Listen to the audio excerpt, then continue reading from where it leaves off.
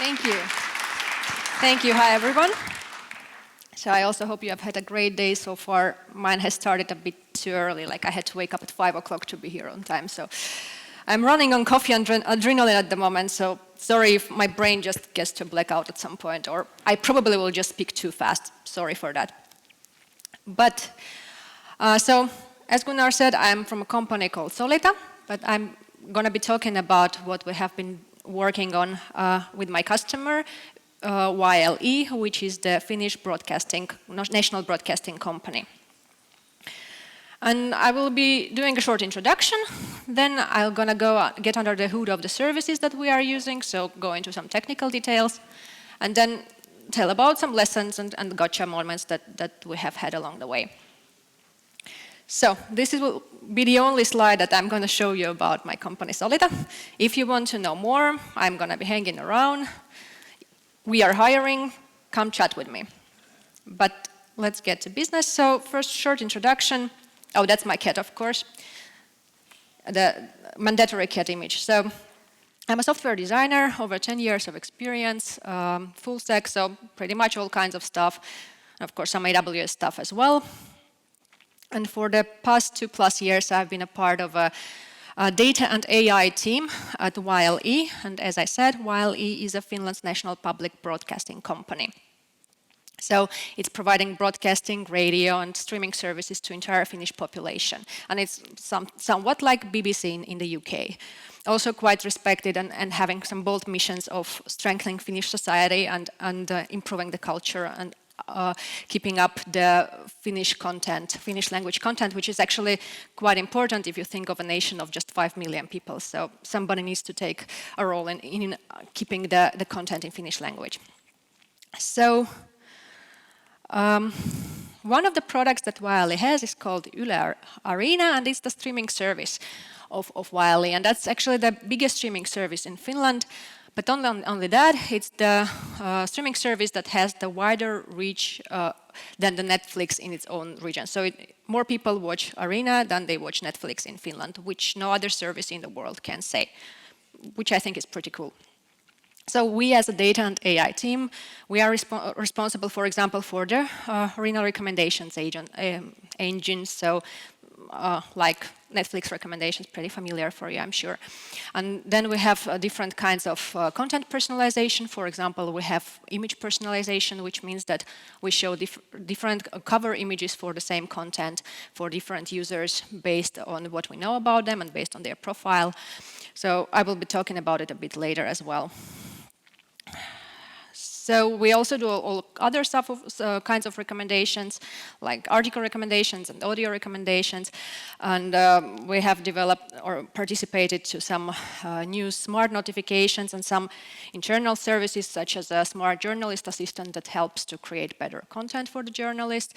And then there is a bunch of other things like automatic image extraction from the video and some trailer extraction on the video that the guys are working at. But pretty cool stuff. So as a data team, of course, we are dealing with data. And when I'm speaking about the data, it's mostly user interaction data.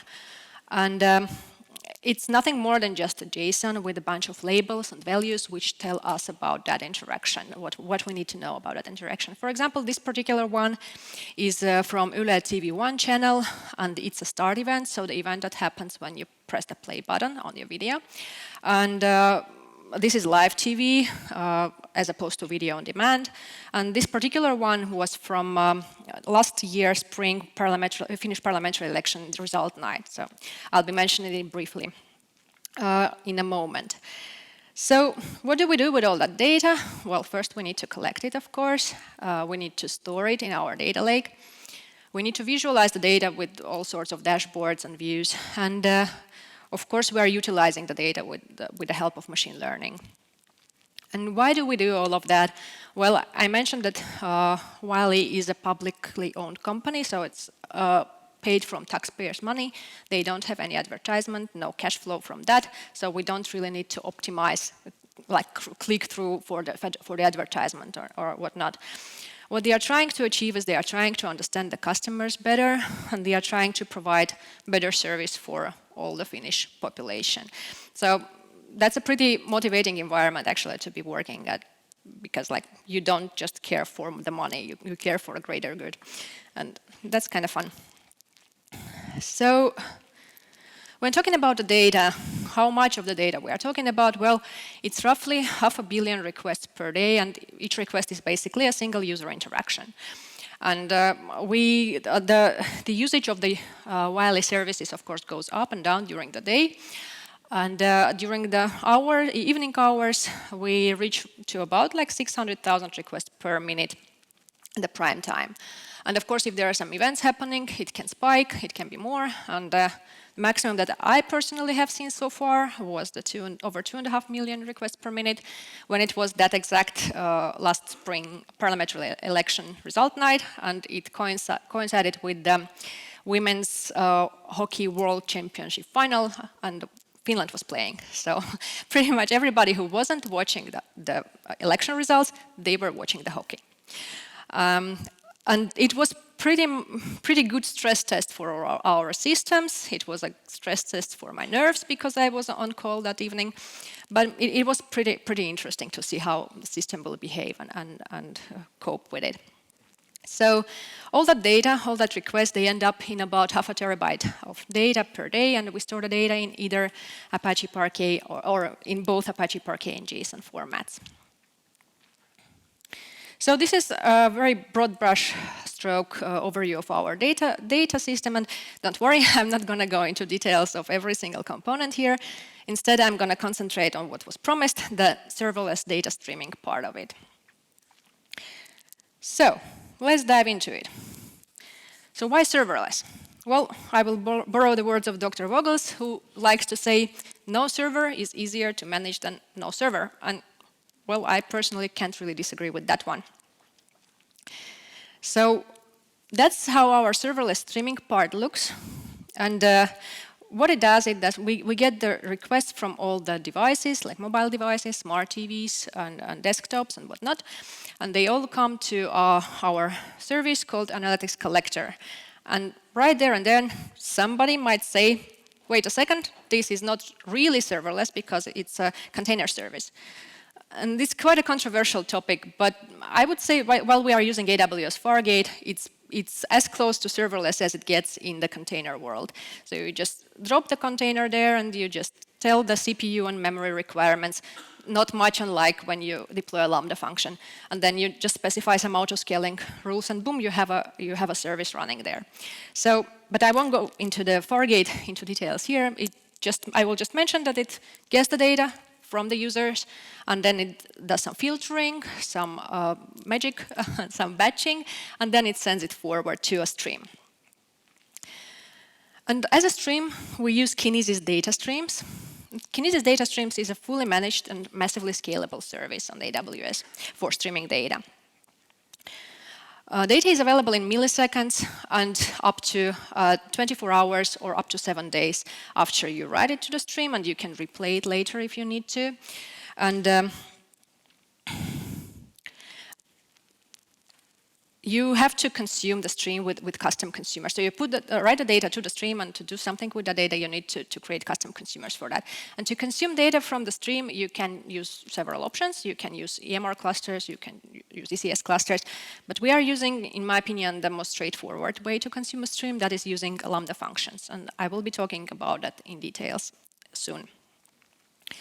So how is the Kinesis stream being massively scalable? So it is using a concept called shard as its unit of parallelism. And you can think of a shard as a single first-in, first-out queue. So it's an ordered queue. And the stream is just a combination of those queues. Each queue has a limited throughput, so 1 megabyte per second and 1,000 records per second. So if you have more data than that, you have to add more shards, and then you will have more throughput. If you remember, I said that at the prime time hours, we have around 600,000 requests per minute. So if we assume that the data comes uniformly, it will make around 10,000 requests per second, which will mean we need about 10 shards to accommodate all that data that comes. In reality, we actually have about 40 shards all the time because we want to be prepared for all unexpected events that can happen, because if something bad especially happens in the world, people go to wireless websites to read the news and to know what's happening. So we might have very unexpected spikes in usage. So the way that the shards are working is that when you write your data to Kinesis stream, in addition to writing the payload itself, you also add a string called partition key.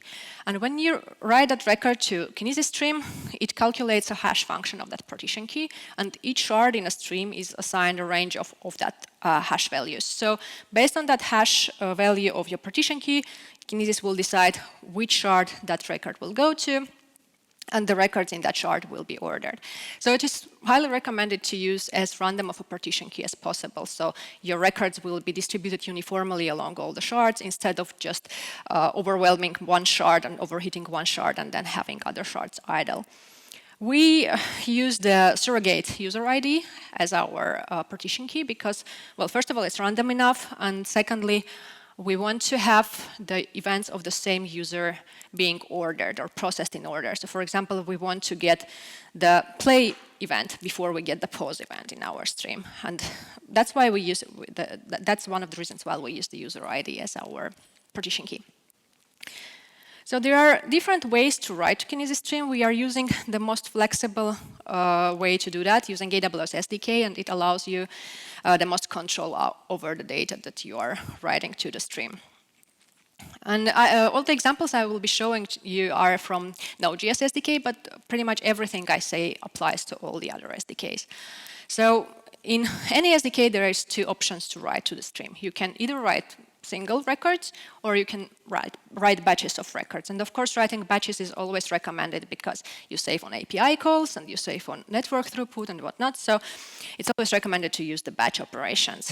And when you use the batch operation, the parameter that you pass to the stream or to the function is something like this. It contains the stream name, where you want to write your data to, and then you have the array of records. And each record has the data, the payload, and the partition key. So AWS SDK has several inbuilt ways to retry the failures. So for example, if there is a network glitch or something and the request will fail, then AWS SDK will retry it for you for 3 times by default and with some exponential backoff and so forth. And it has some parameters that you actually probably want to tweak yourself. So when instantiating the Kinesis client, you want to specify how many times you want to do the redeliveries and what do you want to be the original delay and so on. So our analytics collector service, it gets all the requests, it does the batching and filtering, and then it sends it to Kinesis stream. And if for some reason, after all the redeliveries and retry attempts, we still couldn't put the records to the stream, we send them to the dead letter queue. And as a dead letter queue, we are using an SNS topic. So what happens after that? As I said, when you put data to the stream, somebody needs to consume it, of course. And we are using Lambda functions as our stream consumer. And it's very handy because Lambda takes care of all the things that you would otherwise need to take care of for yourself. For example, you need to keep track where exactly in the stream you are at any given moment, where exactly in each shard you are in any given moment, so that you will know exactly what place to continue reading from. And Lambda takes care of that for you. You don't need to think about it at all. And how Lambda works with a stream is one Lambda function is invoked with each shard of the stream by default. So basically, you have the same amount of lambdas as there are shards in the stream, polling the stream all the time. And this is one difference with, for example, SQS and Lambda, because SQS will pretty much, or Lambda will pretty much scale with the kind of increase of the data in SQS, and it can pretty much scale out of hands. In the case of Kinesis, you are limited with the number of shards that you have. But at reInvent last year, there was a new feature announced called parallelization factor, which basically means that you can attach up to 10 Lambda functions to a single shard in a Kinesis stream. So you can have 10 lambdas reading from the same shard. And what it means is that now you can have up to 10 times as many concurrent lambdas reading from your stream. And that's an important point, because you probably all know Lambda is great and it scales and all that, but of course everything has limits, and Lambda has its limits. It has the invocations or concurrent invocations per region per account limit of 1,000. And it is a soft limit, you can raise it, but there is still a limit. So imagine you have 1,000 concurrent invocation limit, and then you have a Kinesis stream with 100 shards, and it's not unlikely. It's a pretty decent amount of shards, and then you have a parallelization factor of 10. So it will mean that you will have 1,000 lambdas just polling your Kinesis stream, and that will be fine pretty much till the moment that somebody else in your account will decide to write another Lambda function that pretty much probably does some very business critical functions or something, and then it starts throttling for unknown reasons. And the reason is that your Kinesis stream is consuming the entire Lambda, concurrent Lambda budget that your account has. So you have to be very conscious about those things. So how Lambda is reading from the stream? One Lambda is invoked or polling the stream once per second per shard, and if the amount of data that comes to the stream is bigger, it does it more often.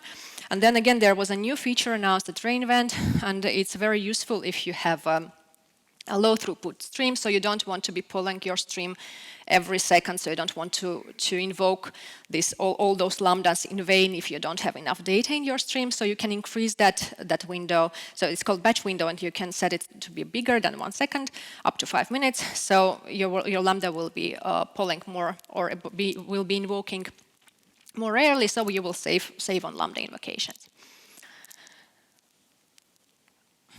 So lambdas are polling your stream. They are getting batches of data. They are trying to process it, and Lambda will retry to process your batch until the entire batch succeeds. And if there is one bad record in your batch, it will continue retrying the entire batch for you. It will continue until it either succeeds or the data expires. If you remember, I said that the data in the Kinesis stream is stored from 24 hours to up to 7 days. So it will try for 24 hours by default. So imagine you have a batch with one bad record that can't be processed. So your Lambda will be retrying and retrying and retrying for 24 hours. And the thing here is that after 24 hours, the entire batch will be dropped because of just one record. But that's actually not the worst thing. The worst thing is that until your Lambda is trying to process that batch with a bad record from your stream, it doesn't continue reading from that shard. So all the other shards in the stream, they continue their lives. The Lambdas are reading batches from there, and everything goes smoothly. And that one shard is pretty much stuck. And of course, one bad thing is that your data is getting old, and you know, old data is not a good thing. But that's not even the worst thing. The worst thing is that, imagine there was 24 hours, it was trying to reprocess that batch, and then it didn't succeed, and then it dropped the batch. So at that point of time, your shard is probably filled with the records that expire around the same time as the one that you were trying. And what you will probably see is that your Lambda can't keep up with the shard. So the records will be just dropping off from the stream, and you will be losing a lot of data, so much more than just that one batch with one poison pill record. So you need to be very conscious about error handling when you are reading from the stream. But luckily, again, at last year's reInvent, there were a few very useful new features announced that actually alleviate all those painful things that I was talking about. So first of all, now you can actually specify for how long the Lambda is trying to do the redelivery. It doesn't have to do it for the entire life of that record batch. So you can specify either retry attempt count, or you can specify the maximum age of the record. And that's not all. You can now also, instead of dropping the entire record batch when one record fails, you can try a thing called bisecting. So you basically recursively split that batch in two and try to send them separately. And then ideally, in the end, you will end up sending all the good records and you are going to be left with just one poison pill record, and then you can drop that one. And in addition to that, you don't even have to drop that completely, because now Lambdas for Kinesis support on failure destinations. So you can configure an SNS topic or an SQS queue where Lambda will automatically send that batch record with, or not the record, but the failure reason and the metadata about that record, so you can process it later if you need to. So very good, very useful features. So our Kinesis stream gets the events, the user interaction events, and then our Lambda, which is called router Lambda, does a thing that you can imply from the name. It does routing. So we have different kinds of events, as I said. We might have like stream start event. We can have article read event, and they are inherently different. So we want to process them in different ways, and we want to store them in different places. So that's what our router Lambda does. It reads the events from the stream, and then based on their content, it tries to decide where to send them and send the events to different places, different events to different places. And here comes the next component in the Kinesis family, Kinesis Firehose. And unlike Kinesis streams, this one is not for streaming the data, but it's for loading the data to a destination.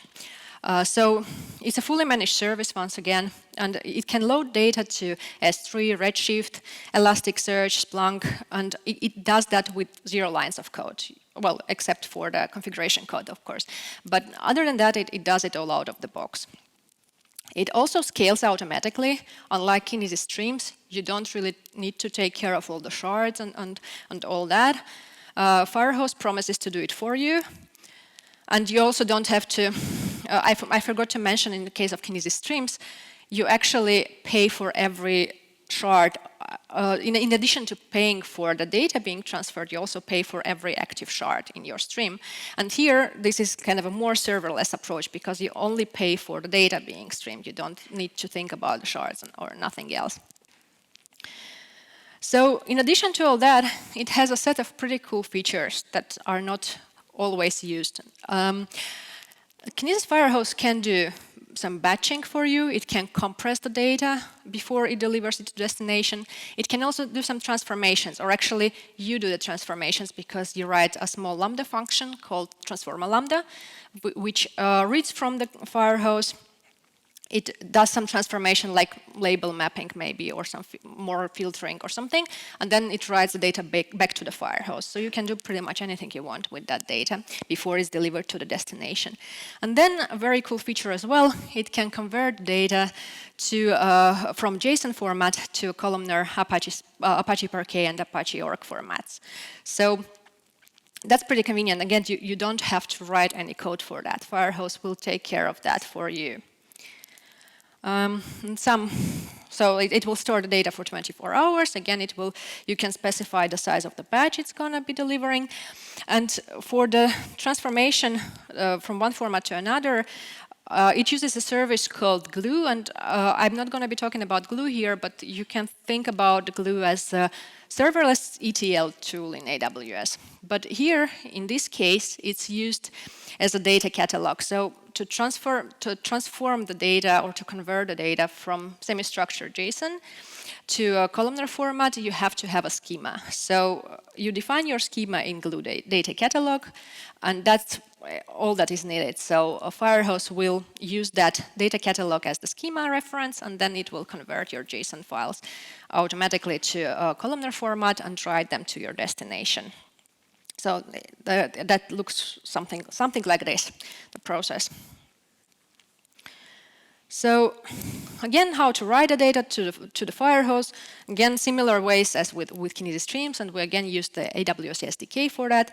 There are also some nice integrations that come from AWS. So some AWS services can actually write directly to Firehose, which is nice. Then again, familiar method of writing a batch of records. Again, with similar considerations about error handling and retries as I had for the Kinesis streams. Yeah, so pretty much, as I said, our router Lambda gets the events, and then it decides where to send it, and it sends them to different firehoses. So we have a separate firehose for separate event type. So like own firehose for start events, video start events, and own firehose for article view events and whatnot. And then there are some transformer lambdas attached to it, which do some minor transformation. Then there is some batching, and then it's converted to columnar format, and it's batched and compressed and delivered to S3. And also copied to Redshift, but I won't be talking about much here. So, and all of that happens pretty much out of the box, except for the code of the Lambda function, which is pretty minimal. We don't have to do anything else here. So, we got our data to our data lake. What next? And the next is the other component of the Kinesis family. It's called Kinesis Data Analytics. And it's actually one of my favorite services in the Kinesis family, because what it allows you to do is it allows you to run queries on your streaming data. And you can run SQL or Apache Flink, or you can use Apache Flink for that. And it can run different kinds of joins and filters and aggregates over time-based or row-based windows for you. And what this service is used for usually is some real-time game scoreboard, for example, or some real-time KPI dashboards, real-time fault detection, different applications really. The sky's the limit. Why we use it in our case is that, if you remember, I mentioned at the very beginning that we have this thing called, or we do this content personalization for different users. So, for example, we do image personalization, which showing different images for the same content to different users. So to do that, we are using the so-called contextual bandit model, which is an unsupervised learning model. And what it means is that you need to reward it somehow for the model to learn. And how we want to reward this, it is using the user interaction, of course. So if we show you the image of a video and you clicked the image and started viewing that video, we take it as a good sign. So we want to reward the model or that image, so the model will know that that image worked. So for that, we are using Kinesis Analytics to kind of provide us that information. And the one key difference of Firehose and Kinesis streams that I didn't talk about is that, well, you remember we can attach a custom consumer to a Kinesis stream that consumes from the stream. It's a Lambda function in our case, but you can't attach a custom or a Lambda function to Firehose. So it's only meant to deliver the data to the destination. But what you can do instead, you can attach a Kinesis Analytics application. So it can act as a consumer for your Firehose. And what you can do with that is that you can do some aggregations on your Firehose, and then you can send it to either another stream or Firehose, or you can send it to a Lambda function, which pretty much means that you can do anything with that data. So what we do in our particular case is that we just aggregate some data that we need. We just filter and aggregate some data that we need over some time frame, let's say 30 seconds, and then we send that aggregate data to a Lambda function. And this Lambda function is called reward router, and it's not unlike the previous router I told about. It's just like this Lambda function is routing rewards to different personalization models that we have. So based on the data it gets from Kinesis Analytics. And a query can look something like this. It's pretty simple SQL, not rocket science. And you can do pretty versatile things with it. And this particular one, it just selects user ID and program ID and aggregates them over a half a minute of a window. And then it sends that aggregate once every half a minute to a Lambda function. So that way, first of all, we don't invoke a Lambda function for each event. So we save on that, and then kind of it helps us to process the data. So we have the aggregate data in the Lambda function, and we decide which model to reward based on that. So we have different Kinesis Analytics applications attached to different firehoses, and that's how it works, basically. So some information about Kinesis Analytics. So it can ingest data from both streams and Firehose, and it's counted as another consumer of your stream, so it shares the consume capacity that your stream might have. And it also can define a schema for you, but you probably have to redo it later by yourself. So this was about it. Quick overview of the things I was talking about. So we get the interaction data. Our 4-gate cluster does some filtering and batching of the data. It sends the batches to Kinesis stream. If it doesn't succeed, it sends the failed records to an SNS topic. And then there is a Lambda function reading from our Kinesis stream and routing different sorts of events to different firehoses, which in turn transform the data, compress it, convert it to a columnar format, and write it to destination.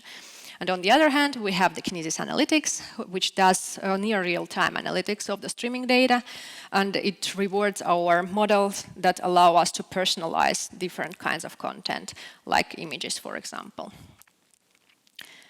So, few words about the things that we have learned along the way, and there were plenty, but I tried to collect a short list of those. So, one thing related to put records. If you remember, this was the method or the way how you put a batch of records on your Kinesis stream. And well, this might look like a legit code. You give some payload, and in case of error, you just log it.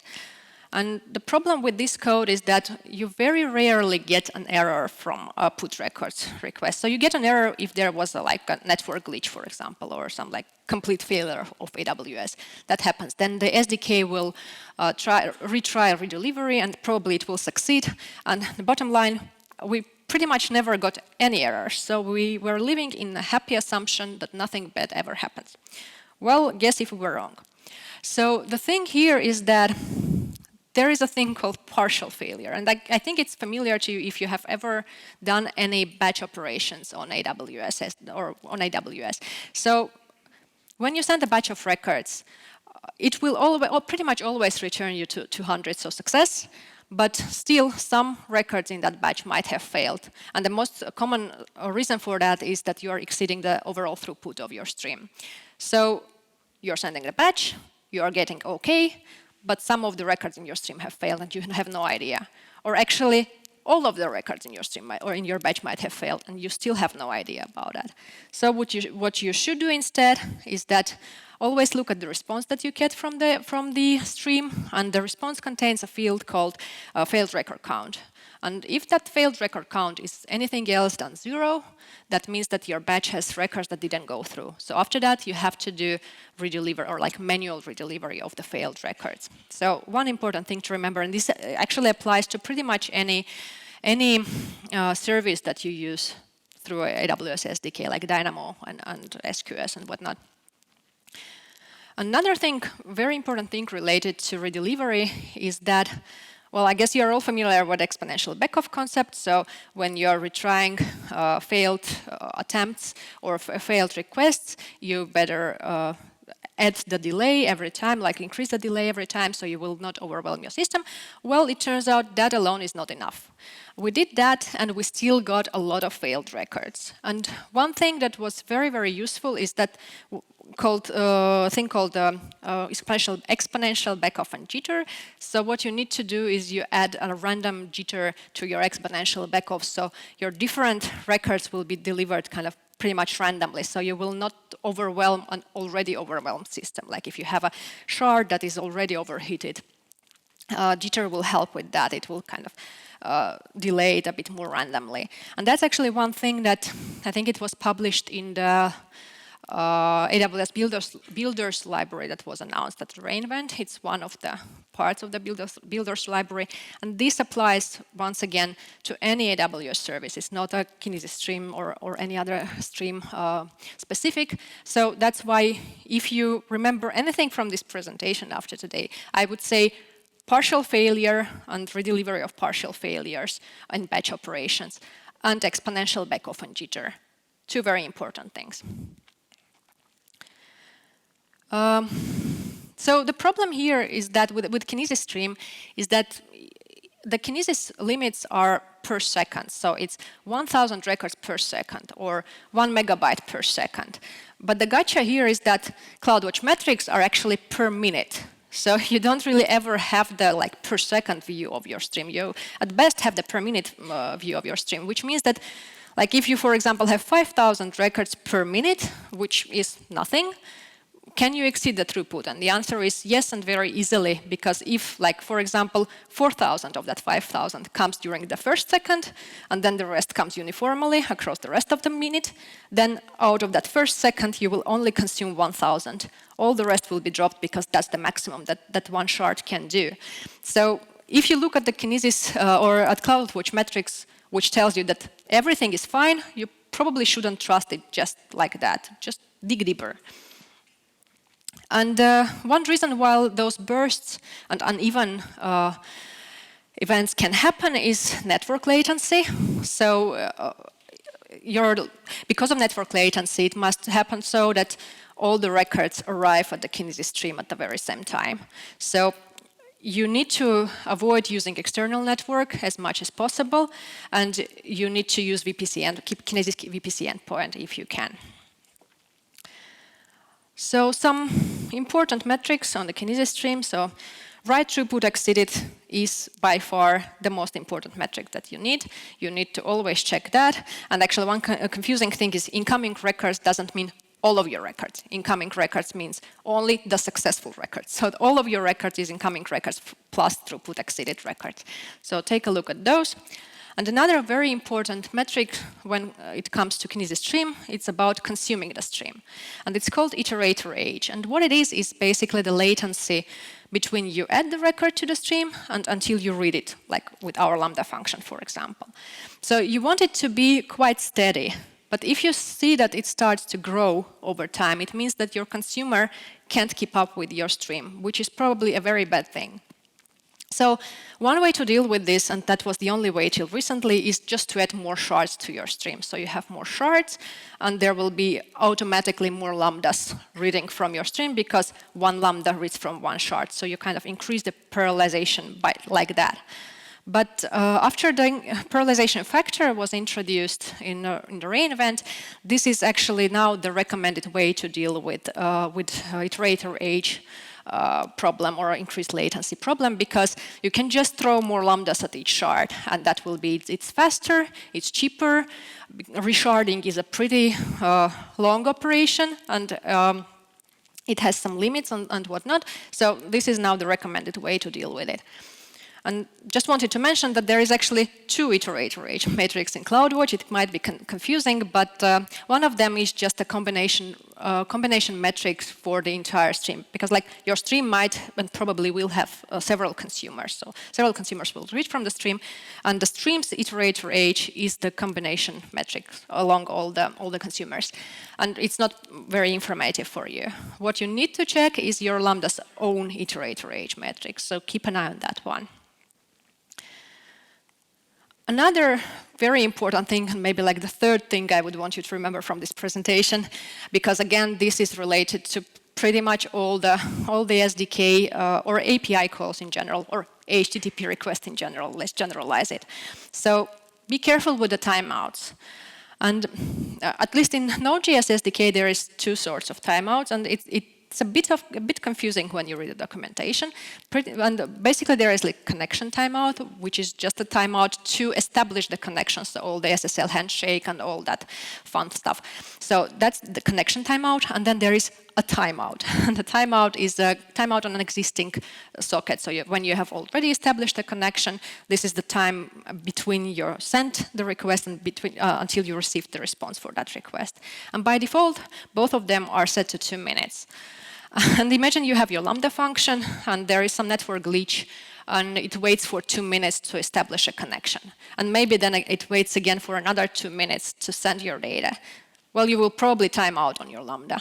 So in Lambdas especially, be very careful with the timeouts. What you want probably in most cases to do is you want to configure your timeouts. So just setting those values in AWS config to small enough. So if there is some problem or some glitch with the network, it will time out and the SDK will retry it automatically for you. So it won't just drop it, it will just retry faster. In the default settings, it will retry only after 2 minutes, which might cause you like a lot of headache.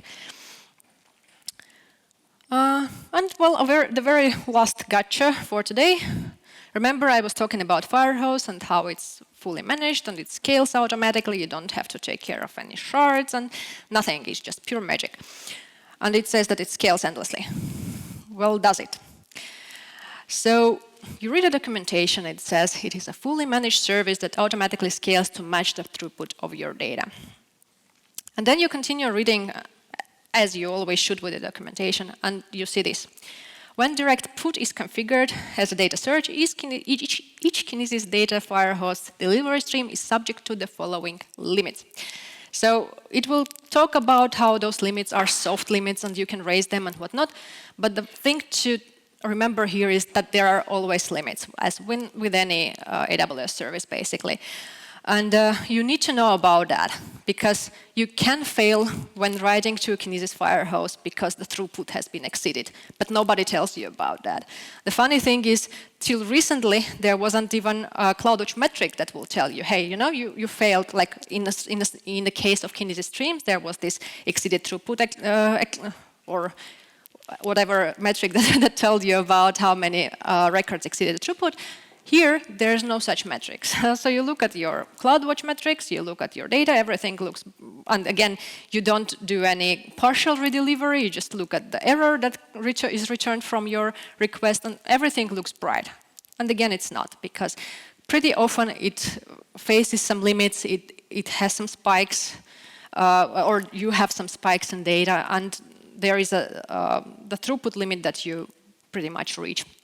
And in that case, you also have to do the same partial redelivery that I was talking about.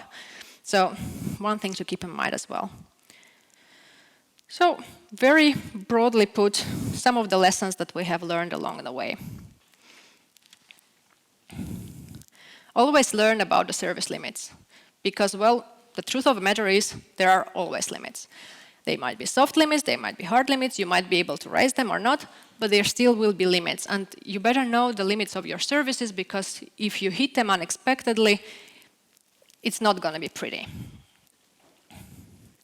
And talking about the limits, as I mentioned already, keep a very close eye at the Lambda concurrent execution limits, because nowadays it's surprisingly easy to achieve that upper bound limit with, for example, SQS trigger for Lambda, which can just scale out of hand.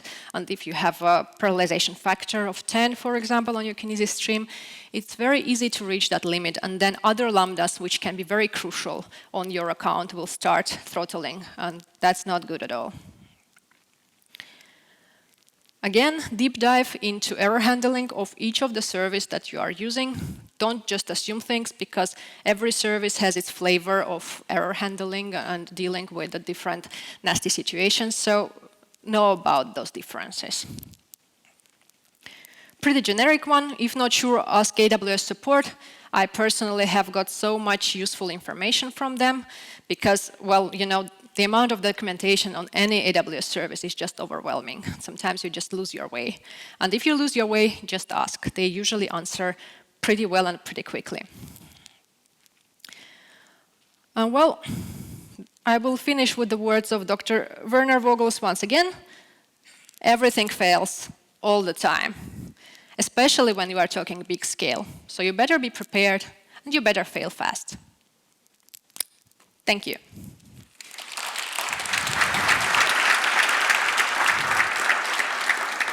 I'm not quite sure we have time. Do we have time for questions? We don't. Yeah, that's what I said. But I'm going to be around, so if you have any questions, please come and ask. You can follow me on Twitter. Don't get discouraged with the little activity I have there. I was trying to avoid using it as long as I possibly could. Now I'm starting on, so maybe see you there. And come talk to me if you're interested. Thank you.